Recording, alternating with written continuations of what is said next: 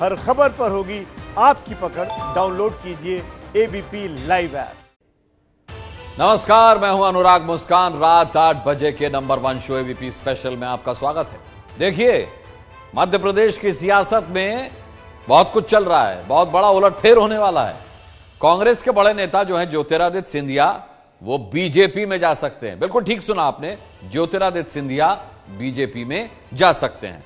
कल बीजेपी नेताओं से सिंधिया की मुलाकात के बाद आज उनके 17 समर्थक विधायक बेंगलुरु पहुंच गए हैं। इनमें से 6 मंत्री हैं और यह भी बताया जा रहा है कि सिंधिया राज्यसभा चुनाव में बीजेपी के उम्मीदवार हो सकते हैं। कल बीजेपी विधायक दल की बैठक है।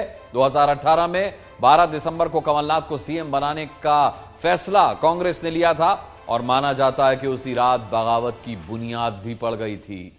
अब 14 महीने के बाद सिंधिया का सब्र टूटा है, उनके सब्र का बांध टूटा है, तो कमलनाथ की सरकार पर सूतक काल लग गया है।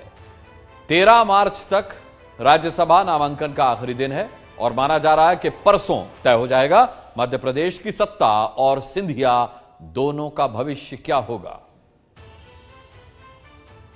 मैं एक बात जरूर बोलूंगा कि कमलनाथ जी की सरकार को संकट सिर्फ उस दिन उत्पन्न होगा जब हमारे नेता ज्योतिरादित्य सिंधिया जी को अनादर या उनकी उपेक्षा अगर मध्य प्रदेश की सरकार करेगी तो निश्चित रूप से उस दिन जरूर मध्य प्रदेश की सरकार पे जो बादल छाएगा वो काला बादल पता नहीं क्या करके जाएगा, ये मैं आज आपसे नहीं कह सकता। ज्योतिरादित्य सिंधिया के करीबी और कमलनाथ सरकार के मंत्री महेंद्र सिसोदिया ने 4 दिन पहले ये बयान दिया था और आज महेंद्र सिसोदिया बेंगलुरु के रिजोर्ट जाने वाले 17 विधायकों में से एक हैं। तो क्या ये मान लिया जाए कि मध्य प्रदेश में कमलनाथ सरकार का सूतक काल शुरू हो चुका है?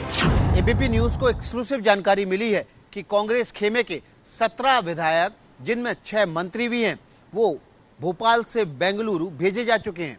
इन विधायकों को एक रिजॉर्ट में ठहराया गया है जहां 400 से ज्यादा पुलिसकर्मी इनकी सुरक्षा में लगे हुए हैं। 3 अलग अलग चार्टर प्लेन के जरिए इन विधायकों को दिल्ली से बेंगलुरु ले जाया गया है।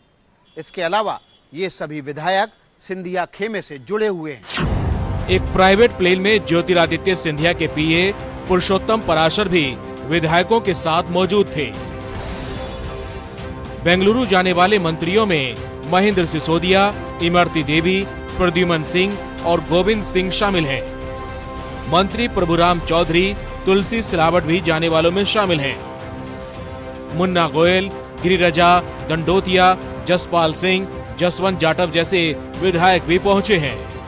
मध्य प्रदेश में कमलनाथ वर्सेस सिंधिया की ये सियासी लड़ाई चुनाव के वक्त से ही चल रही थी। साल 2018 में जब मध्य प्रदेश में कांग्रेस जीती तो सिंधिया सीएम पद के प्रबल दावेदार थे, लेकिन उनकी दावेदारी को दरकिनार कर कांग्रेस ने कमलनाथ को सीएम बनाया। उम्मीद थी कि डिप्टी सीएम या प्रदेश अध्यक्ष की कुर्सी मिलेगी, लेकिन कांग्रेस ने उन पर भरोसा नहीं जताया। और आने वाले दिनों में मध्य प्रदेश में राज्यसभा के चुनाव होने हैं। संख्या बल के आधार पर कांग्रेस 2 सीट आसानी से जीत सकती है। इनमें से सिंधिया को 1 सीट का प्रबल दावेदार माना जा रहा था, मगर इस रिसोर्ट कांड से ऐसा लग रहा है कि शायद आलाकमान सिंधिया के नाम पर विचार नहीं कर रही थी। इसीलिए सिंधिया समर्थकों ने ऐसा करके कमलनाथ सरकार को एक तरीके से बड़े गहरे संकट में डाल दिया है। सूत्र बता रहे हैं कि बीजेपी मध्य प्रदेश में कमलनाथ के खिलाफ अविश्वास प्रस्ताव लाने की तैयारी कर रही है।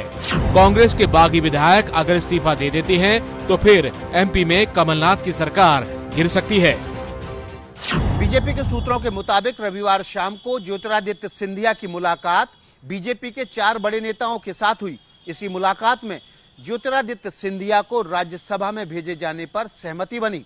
हालांकि सिंधिया खुद के लिए केंद्रीय कैबिनेट में मंत्री पद भी चाहते हैं। न्यूज चैनल इतिहास की सबसे बड़ी सीरीज प्रधानमंत्री सीरीज 2 शनिवार रात 10 बजे।